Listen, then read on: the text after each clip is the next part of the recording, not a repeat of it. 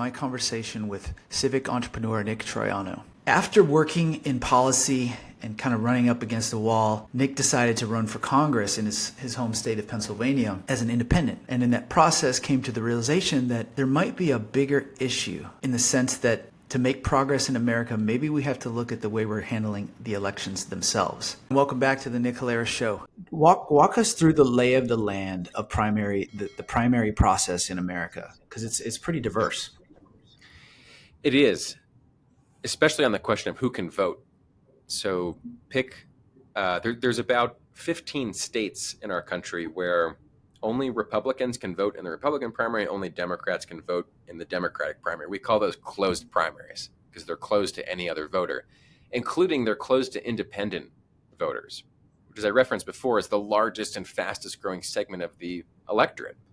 Gallup did a poll last year that showed close to half of Americans identify as independents.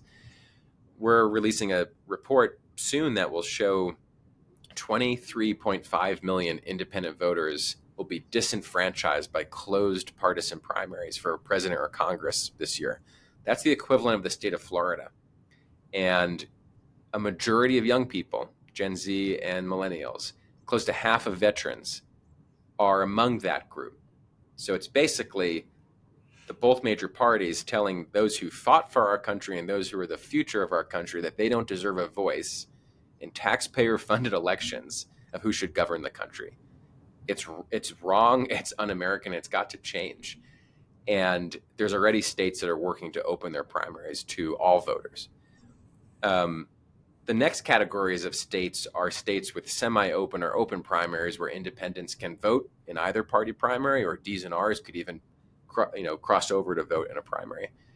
And then there's 5 states where they don't use party primaries at all. They use a nonpartisan primary, either for state or federal office.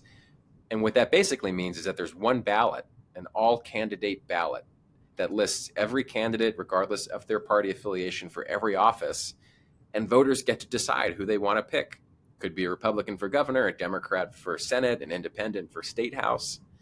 And that nonpartisan primary system is the ultimate goal of what Unite America is trying to achieve, because it ensures that every eligible voter gets a vote for any candidate they want in every election.